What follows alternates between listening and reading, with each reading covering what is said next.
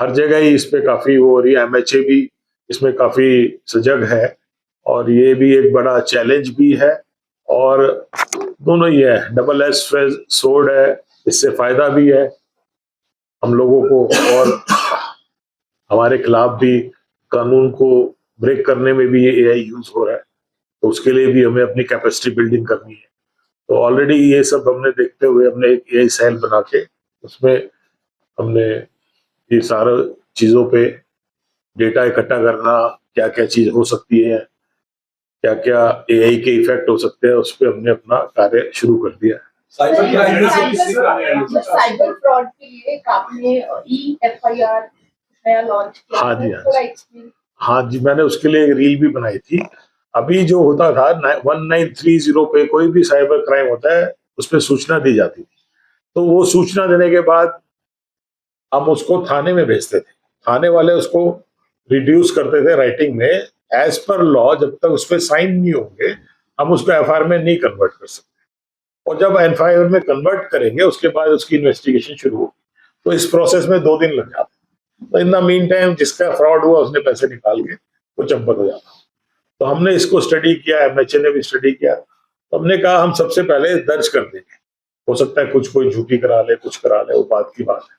हमारे पास जैसे ही सूचना मिलेगी हम एफआईआर दर्ज करके इन्वेस्टिगेशन शुरू करके पैसे ब्लॉक कर देंगे। तो this is the concept behind E0 FIR।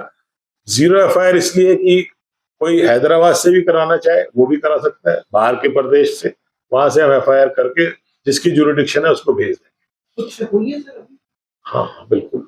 पैसा रिकवरी भी आप लोग देंगे? हाँ बिल्कुल, पैसा तो रिकवरी उसी के लिए ये सारा ये कार्रवाई की गई है कि फौरन हम जो फंड्स ट्रांसफर हुए हैं उसको हम ब्लॉक कर पाए। अभी तो हमने परसों ही शुरू करी है। आज ही सुबह मेरे पास डेटा आया था 28 E0 FIR उन्होंने दर्ज कराई है इमीडिएटली। तो सर आपको लगता है कि डेटा बढ़ेगा सर एफआईआर? बिल्कुल बढ़ेगा, बिल्कुल बढ़ेगा। अभी तक हमारा जो सालाना डेटा है 5000 FIR का है। तो हमें लगता है वो थोड़ा बढ़ेगा, बट हम जनता के इंटरेस्ट में उसको हम इसको इम्प्लीमेंट करेंगे। सर ये पुलिस हाउसिंग कॉर्पोरेशन जो है सर, इसमें अभी प्रदेश में कोई नए पुलिस थाने कितनी बिल्डिंग्स बन रही है सर? दूसरा सर ये तो हरियाणा सरकार का पीडब्ल्यूडी डिपार्टमेंट जो बिल्डिंग कंस्ट्रक्शन एंड ऑल देखता है, पुलिस हाउसिंग कॉर्पोरेशन उससे अलग क्या उसमें काम करती है सर? और इसमें आपके पास इंजीनियरिंग जो है वो अलग से कितने लोग हैं? क्या आप सक्षम है सर इसके पूरे बिल्डिंग जो आपके पुलिस स्टेशन बनते हैं उसमें आप पीडब्ल्यूडी से ही आपको सहयोग करते हैं? पुलिस हाउसिंग कॉर्पोरेशन 1989 में बना था। यानी 26 और 11 37 साल हो गए। 37 साल से इवन ये बिल्डिंग भी है पुलिस हाउसिंग कॉर्पोरेशन ने बनाई है।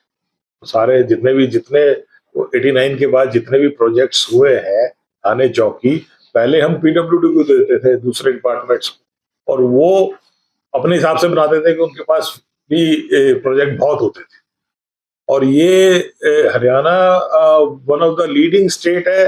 जब ये कंसेप्ट आया तो पूरे हिंदुस्तान में 2 या 3 ही स्टेट्स थे, कर्नाटक था मेरे ख्याल से, 1-2 और स्टेट्स थे जिन्होंने पुलिस हाउसिंग को अपनाया इमीडिएटली। और उसके रिजल्ट सब देखो हमें सब मिल रहे हैं।